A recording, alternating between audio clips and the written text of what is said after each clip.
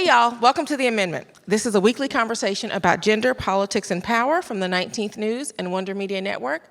I am your host, Errin Haynes. Just a reminder about why we are here. It is because our democracy is still unfinished business.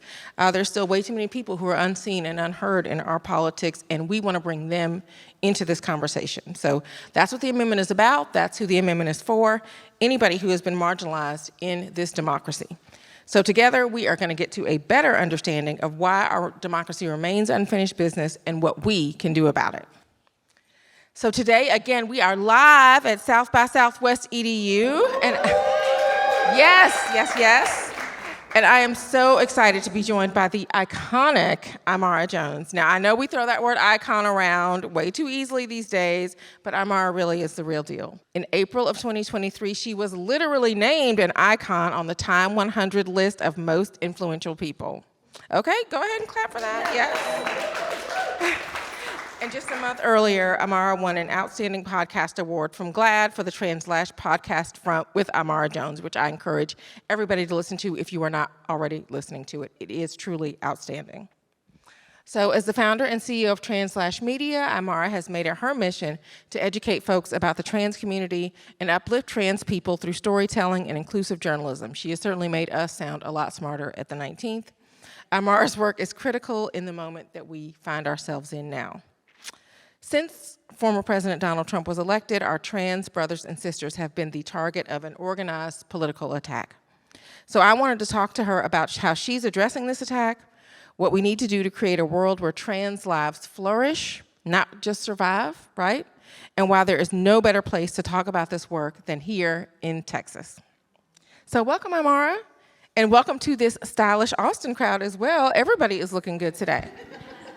Thank you, editor-at-large, Errin Haynes. I love the at-large part. Thank you. Yes, I'm definitely at-larging right here now in Austin. So, look, I think I want to start by just getting in the Wayback Machine. I want to take us back to 2018 when you created TransLash Media. We know transgender people have long been marginalized and oppressed in this country, but what about that moment made you decide to start TransLash? Well, it was in the very beginning phases of the coordinated attack on trans people by the Trump administration. They had made intimations, they instituted the trans ban very early on, but there was a question about how that was actually going to unfold. And then there began to be the news reports, and I started TransLash actually before it was formally reported.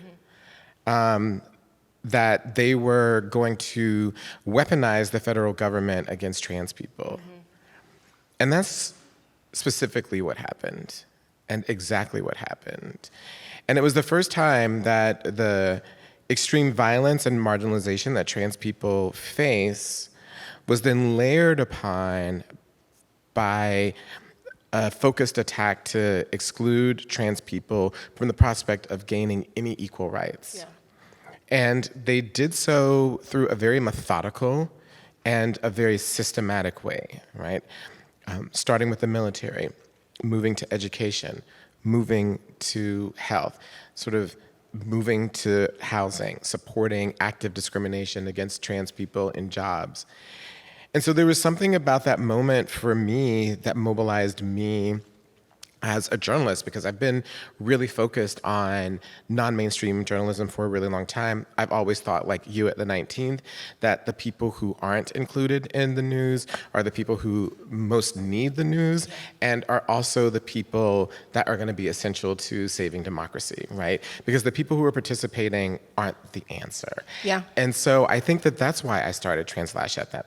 It was a combination of my skills and who I am as a person. Yeah, it was a response and also you wanting to leave that record for folks about what is happening in this country in this moment. You are certainly one of the people that is getting that story right, but what is the media getting wrong about the trans narrative? Everything. Sure. I think there's so many things. We could just do the whole hour on that, but sure. Then you would be bored and they'd cut off our mics. I think that, for me, what I would say is the main thing that the media gets wrong about us is othering us. Yeah. I think that that's the fundamental, if I had to place a name on it, it is the otherization. And that happens to anyone who isn't seen as a typical voter, right, in quotes. And if I say that word, you probably had an image that sprung into your head, right? And that's also by design from a lot of our colleagues in the media. But aside from that, I think that for me, that otherization happens to anyone who's not seen as a typical voter, and it's just compounded the closer you get to trans people. Yeah. And how do we fix it? Well, we fix it through things like this. We fix it through things like you've done at the 19th by hiring trans people to be in your newsroom. You fix it by holding our colleagues accountable, like we did through our investigative series, which ultimately ended up and zeroed in on the New York Times. And we were the first media organization to ever get the New York Times to respond on the record to their trans reporting. They didn't respond to anyone else but us. So I think it's by holding people accountable who are in the mainstream press and by including trans people to actually help write these stories. Yeah. So we're here at South by Southwest EDU. I have to ask about how you see the role of education and awareness building in really promoting understanding and acceptance of transgender identities. Well, it's essential, and it's one of the reasons why trans people are under attack in schools. Right? Because people understand that a huge part of getting people used to each other is acculturation, right? I think that a lot of the people who want to keep America a certain way see the impact of actually what happened when, for instance, white and black students started to go together, Yes. right? You started to have relationships, you started to have friendships, you started to have people get married. I think that that's a huge part of why there's actually a surge in interracial marriage, is because actually in many parts of the country, blacks and whites, in this case, but all others, went to school together, and it just changed the way that you saw people. And so the key to education is to center, again, both the history and the reality and the humanity of trans people. And they understand that if you do that, trans people will be accepted, and that's why there's an assault on trans people in education. Yeah, I mean, the classroom we know has long been the kind of the battleground for a lot of the culture wars, and that includes what we're seeing happening right now around transgender rights and just really dignity and humanity.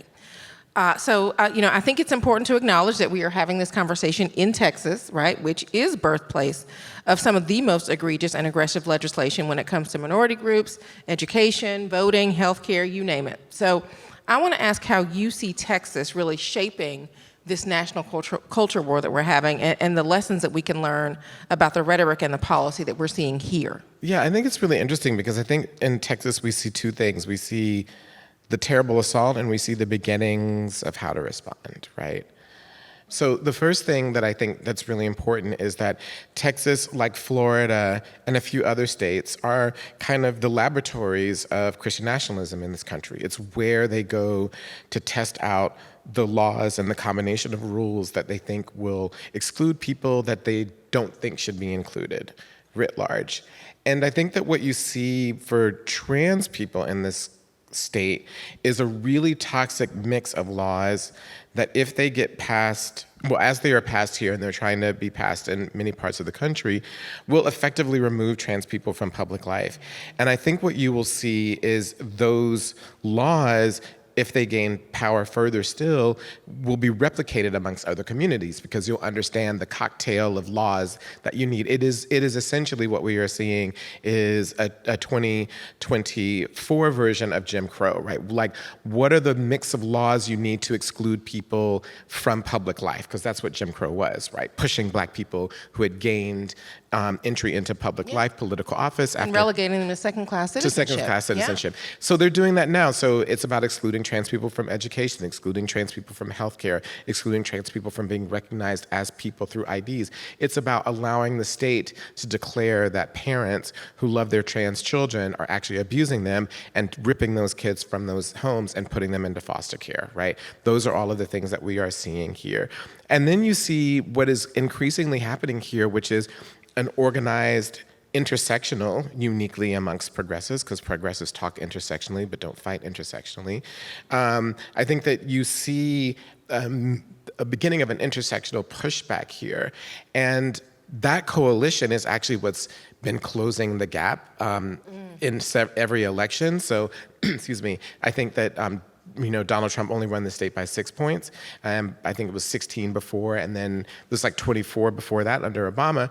And so what you see is the possibility for how you put together a coalition here that can ultimately culminate and seize back power, but it's still going to be a fight. So I think you see in Texas both things. I want to come back to something that you just said that really struck me, and that is, the idea that the left talks about intersectionality, but the right fights intersectionally.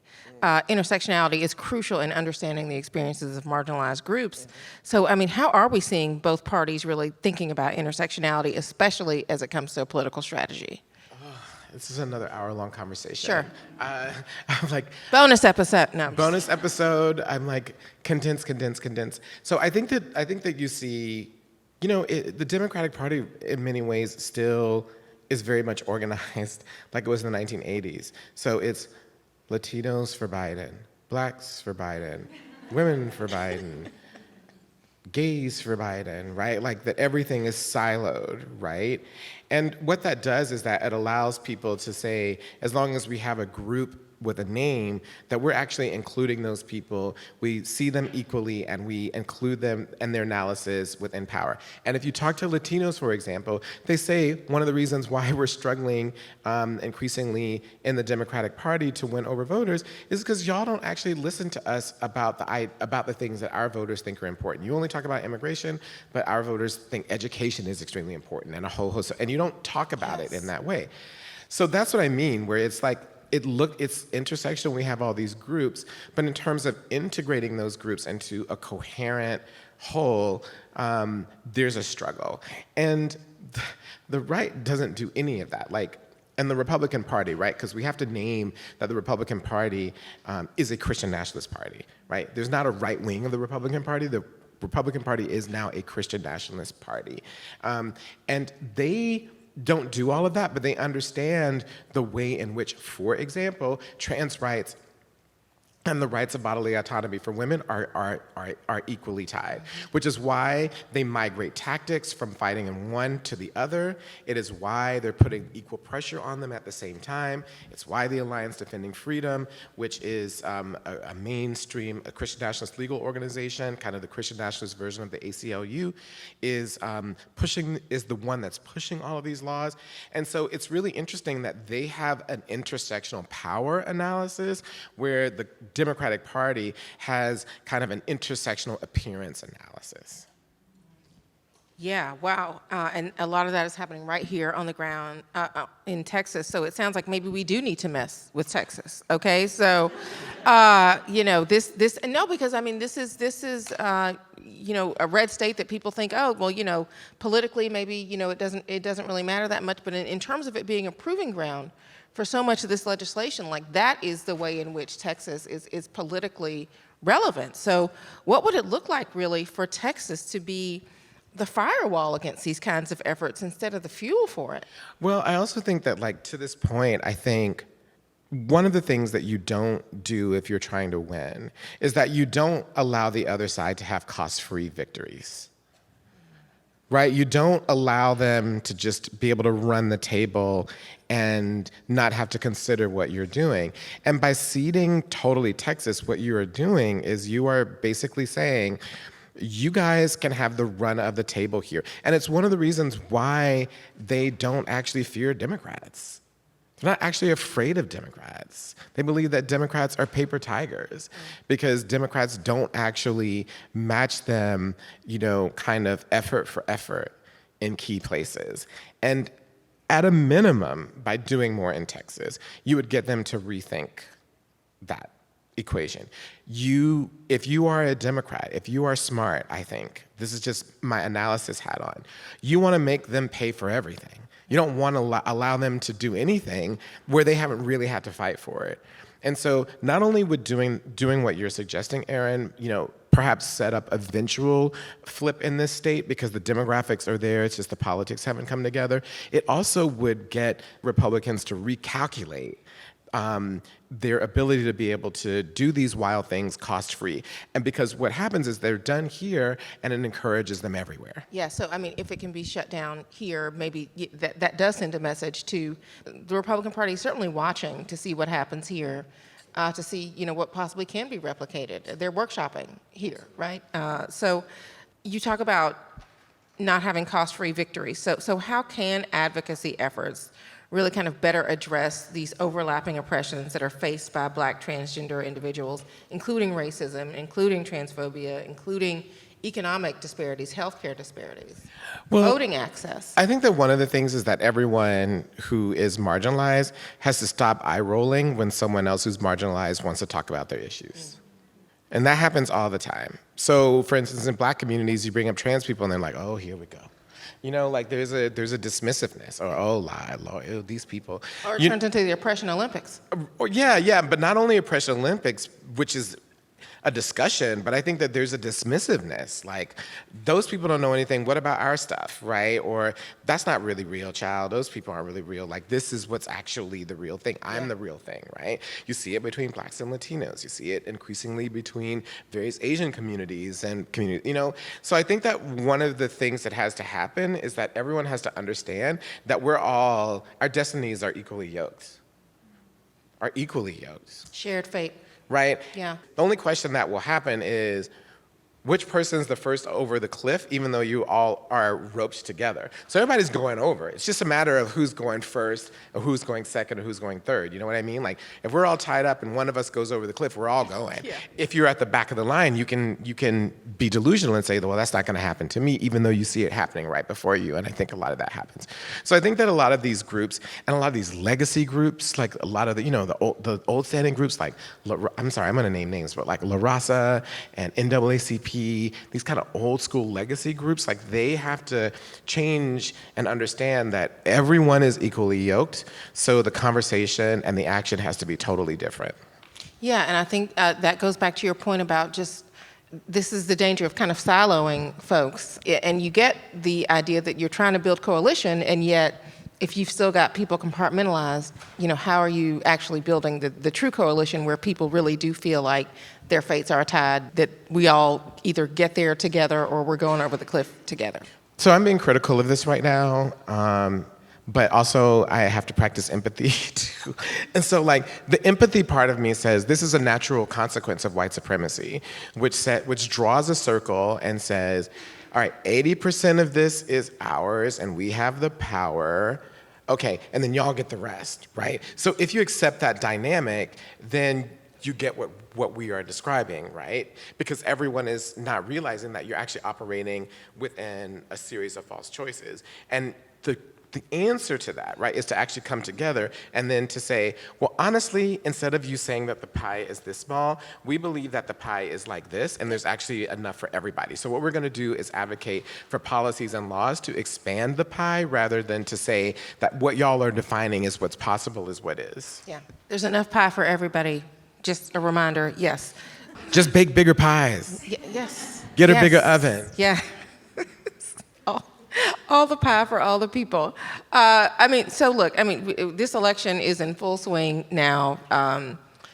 There's a lot of conversation around President Biden and also former President Trump's kind of mental and physical fitness.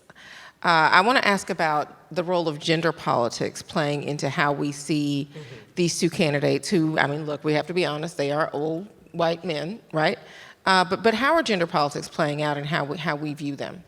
Yeah, I think that this is really interesting because they're basically the same age. So this idea is that Biden is old. So Trump is old too, right? And Trump's mental acuity strays. I'm being very kind here, but strays, So that's the first thing that I think is that they're the same age. So I don't think that age should be an issue. That's why I get confused. But I think that the conversation makes sense once you think about it through gender, because Donald Trump can feign muscularity and masculinity. And we automatically tie that with vitality. We automatically tie that with youth, right?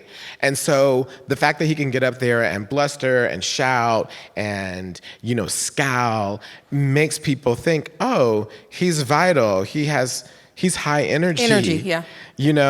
And Biden is the exact opposite, right? Biden's brand, has strayed from a little bit more recently. But Biden's brand is empathy, right? He was Uncle Joe. Yeah, Uncle Joe, I care about you. I know what it's like to lose a child.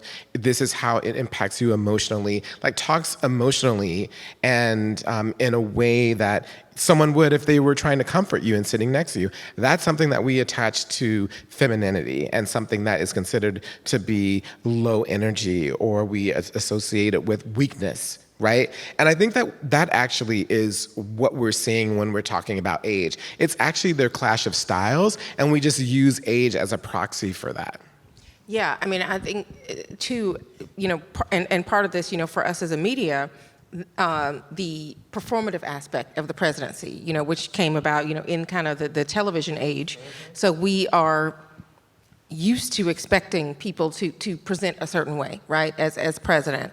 And the reality is that we have not really had to see former President Trump in public since he left office, right? Like we haven't really seen him on a daily basis in the way that we did, between 2016 and 2020 every single day.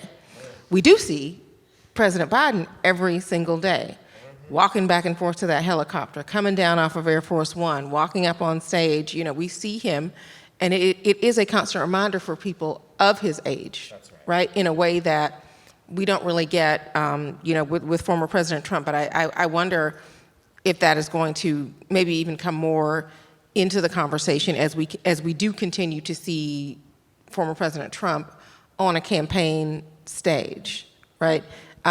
Him being in a courtroom doesn't necessarily make you think about his age. But I think, as we are having the conversation, are we also having a conversation about not just vitality, but competency and ability to govern, right?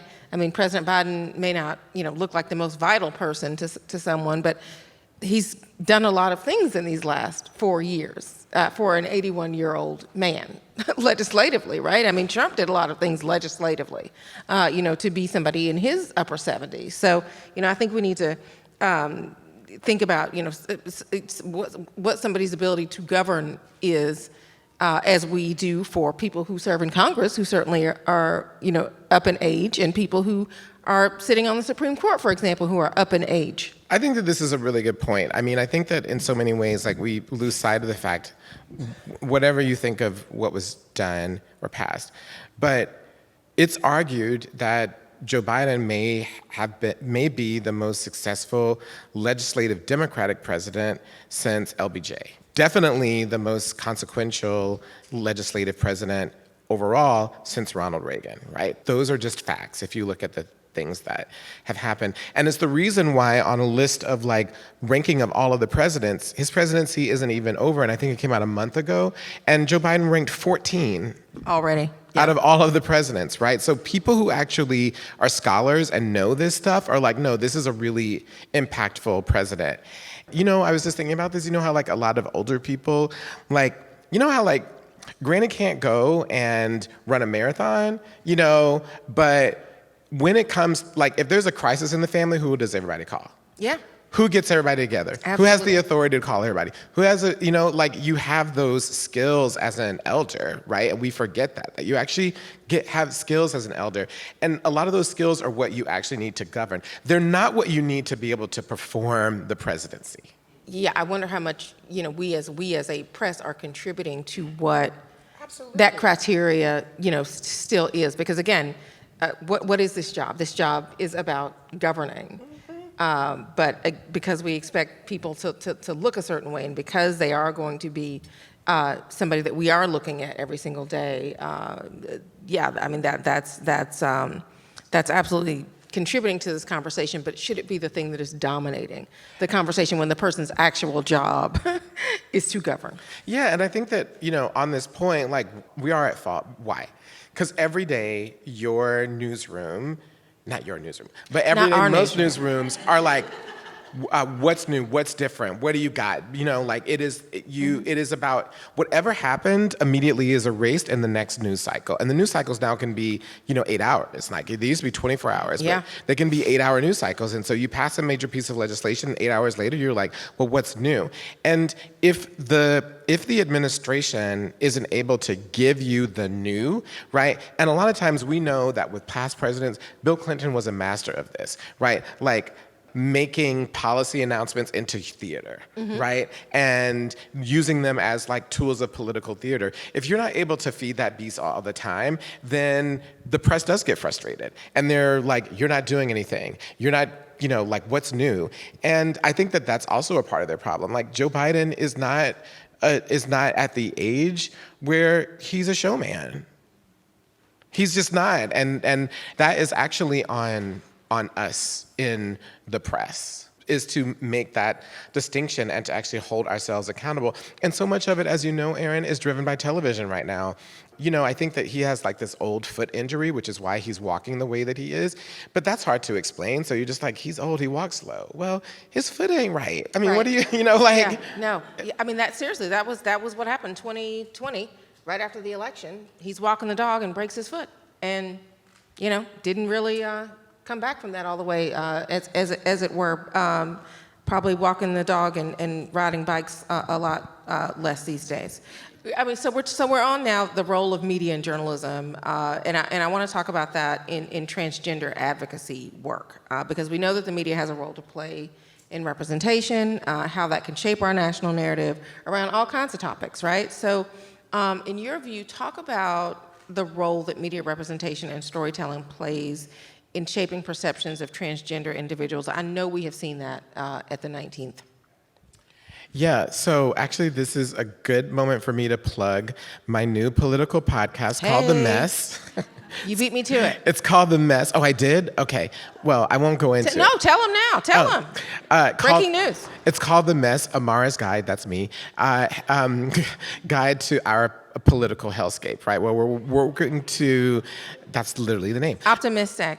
That's the name. And so it's where we are working to unpack kind of this intersection of what you're saying in the way that the media is portraying trans people and the way that these things are playing out politically, and how what's happening political is indicative of so many things that are in our world right now. So go to Apple Podcast and subscribe. Storytelling and journalism are essential to move the needle on the way that trans people are seen. And the reason why is that trans people are, on a high count day, are 1% of the population. 1%. 1 out of every 100 people.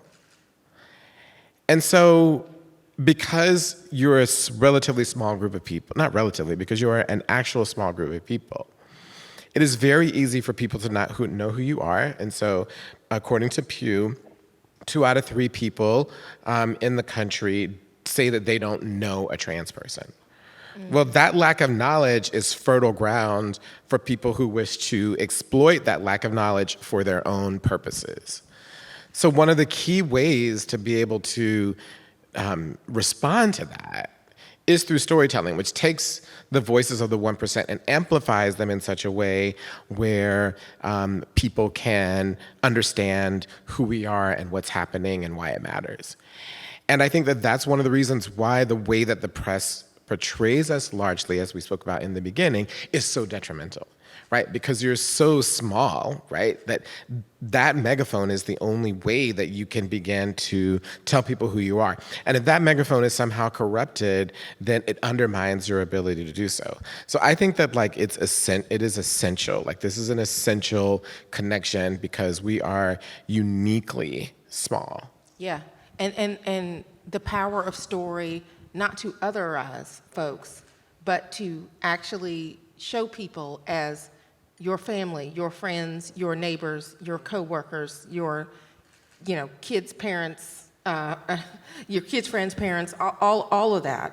And again, as people who are not just single issue voters, or voters period, people with all kinds of interests, but also, just people that are in your life. This point about voters, I think, is really important. So we know that American elections are extremely close. Out of 150 million votes, roughly, cast in the last election, if 45,000 votes had changed in 3 states, Joe Biden wouldn't be president, right? Like, that's just a fact. There is an estimate that there are possibly up to 200,000 trans people that through really harsh voter ID laws, which were aimed at everyone, but also disproportionately impact trans people, so this intersection that we were talking about. 200,000 trans people could be disenfranchised. So, like, the small numbers, because of the way American elections work, can have an important impact, right? So when you were talking about people as voters, like, people would dismiss trans voters and be like, they're just 1% of the, I can hear the DNC right now. They're just 1% of the voters, who cares? But when you're talking about 45,000 votes changing an election, a couple 100,000 people voting can be a matter of life and death for you. This election is existential for a lot of folks this year, including transgender folks, but also just the idea that this is a fight that should not just be on transgender people. Anybody who cares about democracy, anybody who cares about people having free and fair and equal access to the ballot should care if that access is being restricted, no matter who it is, right? Yeah, like, if people have humanity, but we know that most people vote. Voting is very selfish.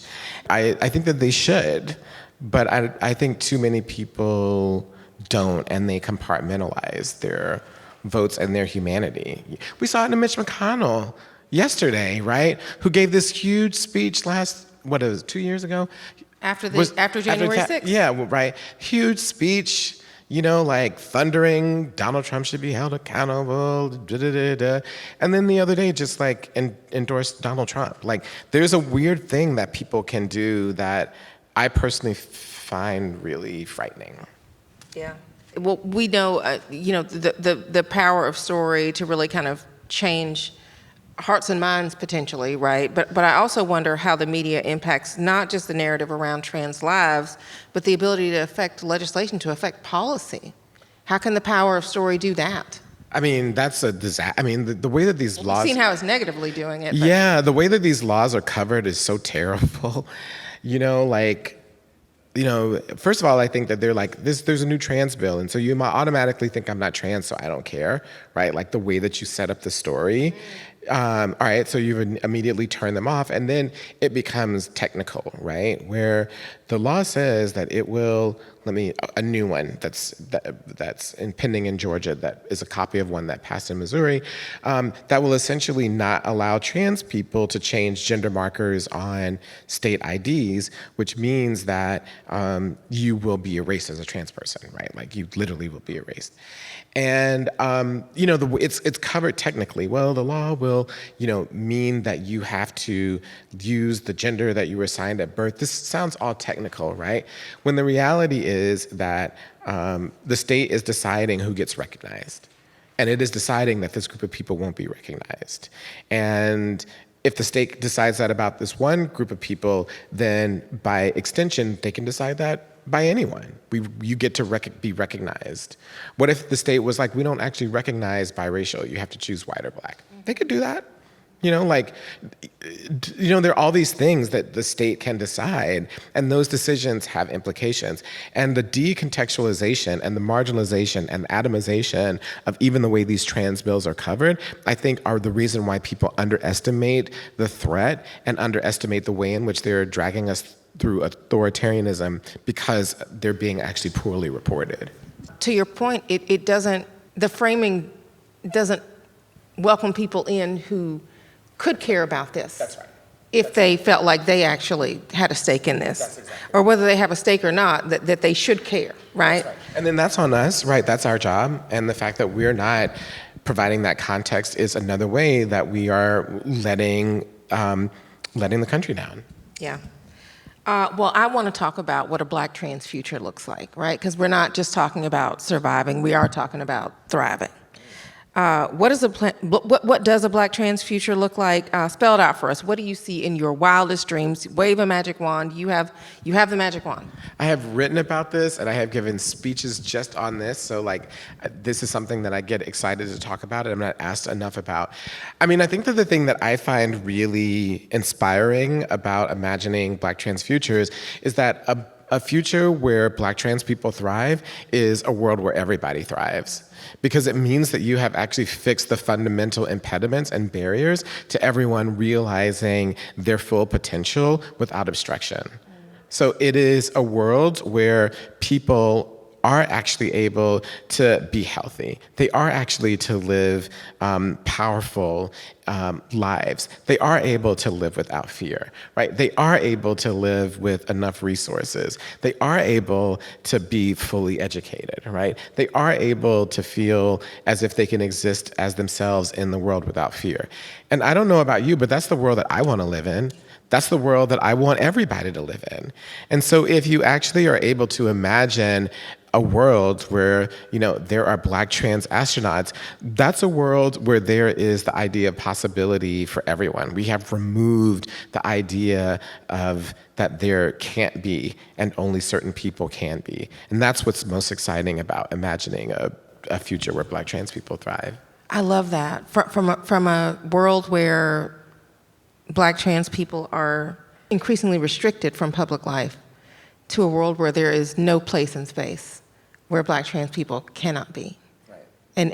And not just can be, but can be there and be thriving. Black trans astronaut, I'm here for that. And that means that everyone, that then is a world where there's possibility for everybody. Yes.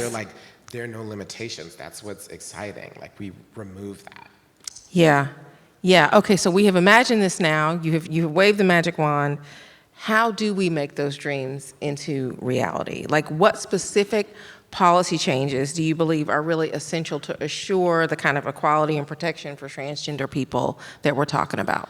Well, I think that you get there through every type of social change, which is imagination and incredibly hard work. Right? Those are the only two ways that you have a future that's worth fighting for, is for those two things. Otherwise, it will not come. The arc of the universe does not bend itself towards justice. It is bent, right? And the bending is incredibly difficult. So I think that's the first thing. And then I think that, like, there's so many different laws that we could pass, and there's an incredibly long list. But like, can we just start with a basic one? How about passing the Equality Act, which says that LGBTQ people, and in this case trans people, are actually human beings who have equal rights in America? Why don't we just start there? Like, let's just get on first base. How about, like, everybody is a human being in this country? Let's start there, right? Radical, you know? And we know that acts like this, like, for instance, the Civil Rights Act did that for African Americans and a whole host of other people. We know that still has lots of holes in it, and we know that it's not perfect, but it does actually shift what people can do and how they think. It just does. There's no discrimination that's allowed because these people are human beings. Wow. I think another thing that we really need to think about is ERA.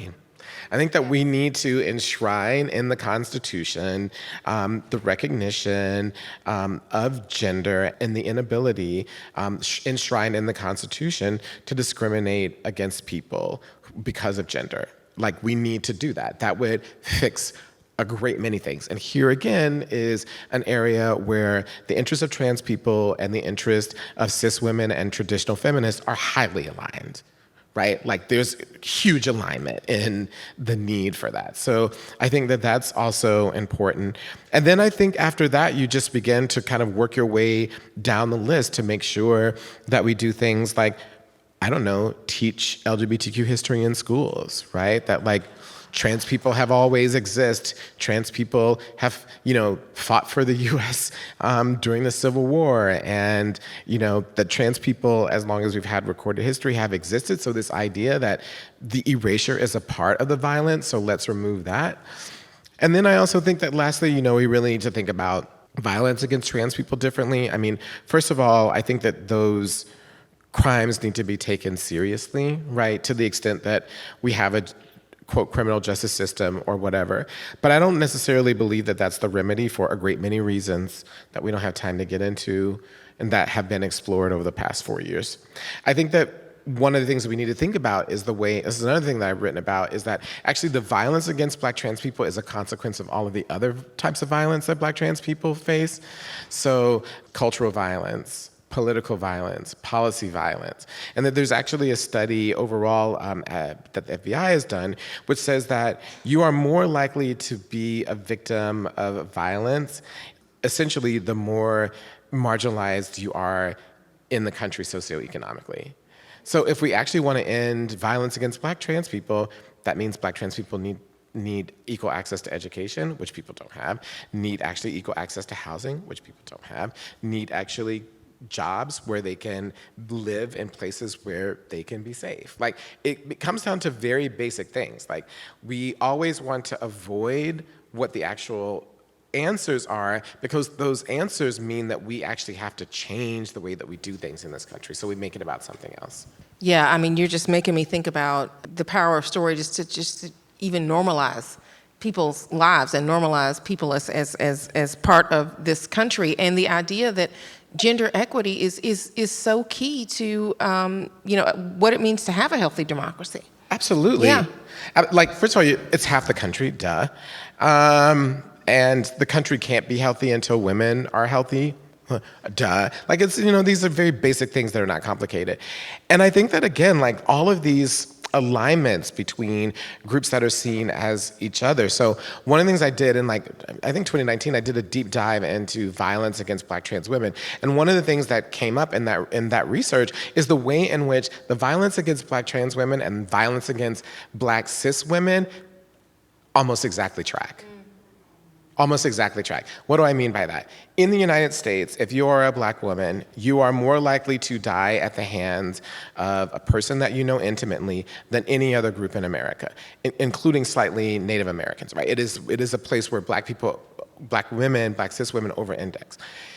In almost every single case where a Black trans woman is murdered, it is also because of someone that she knows. It is because of a partner or someone that they have been in some sort of a relationship with.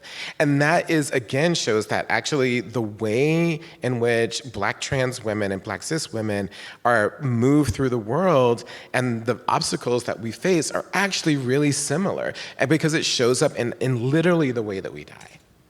Wow, yeah. Well, I think this has been a really robust conversation. I'm so glad that we have unpacked a lot of stuff up here today. But before I let you out of here, Imara, I want to invite you to do something that we do as part of the amendment. Every week, we have something that we call the asterisk in our news. And the asterisk is a nod to the asterisk in our logo at the 19th, which is in recognition of the Black women, frankly, who were thrown under the bus. Hello. In 1920 when the 19th Amendment was passed, but it is a reminder of the people who still remain kind of unseen and unheard in our democracy. But the asterisk here for the amendment is, maybe the way that we're seeing a story where there's a racial or gender lens that we're not thinking about, or, whatever you're looking at in your social media that sticks out to you. I mean, we are in the land of our Lord and Savior Beyonce here in Texas. Maybe you have some thoughts on country music. I don't know. I want to ask you, though, if you had an asterisk for the amendment this week, what would it be? I'd have two asterisks. Okay. Bonus asterisk. My first is, you're not going to be able to fundamentally save bodily autonomy and abortion rights without also preserving and fighting for the equal access of trans people in healthcare. It's not going to be possible. It's just not going to happen. I got really bad news for you. And the reason why is that, one, the main driver of these laws, even in the Hobbs case and these lawsuits, is the Alliance Defending Freedom. They are behind almost every single anti-trans effort, a lot of the anti-trans health bills, and they are also behind the attacks on abortion rights. And they see how these two things are linked. And a lot of their legal arguments can be used in both places, right?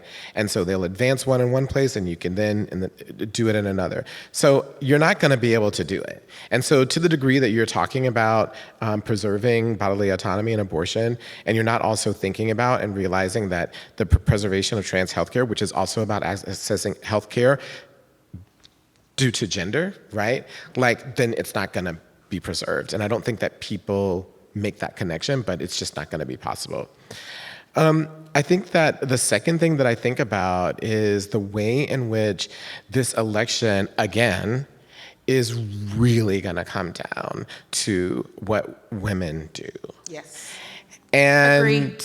And it's gonna come down to not the women who you hear from, but the women who you don't hear from. It's going to come down to working class women of color and whether or not they're gonna show up. That's the first thing.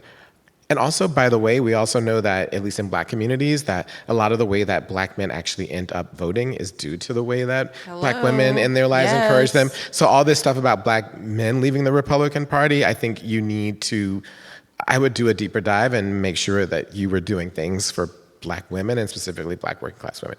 And we'll also come down to kind of silent suburban women, you know, women who don't declare, don't normally see themselves as political, don't talk about things that are political, but when they get in those voting booths, they're not gonna tell their husband how they voted, they're not gonna tell their church how they voted, but they're gonna go in and they're gonna make a very specific choice. And I think this election is gonna come down to those silent women in the suburbs and to Black working class women. Well, those were both really good. So I will allow 2 asterisks this week because I think we needed both of those. Listen, Imara, this was fantastic. Thank you so much for being here with me today. I so appreciate you. And y'all, that is this week's episode of The Amendment. Thank you. Just a reminder, The Amendment is also a newsletter which I write, which you can also subscribe to at 19thnews.org, where you can read all of our amazing journalism around gender, politics, and policy. You can subscribe to The Amendment, the podcast, wherever you follow your podcast. Thank y'all so much for being here, and thanks for being a part of our first live episode.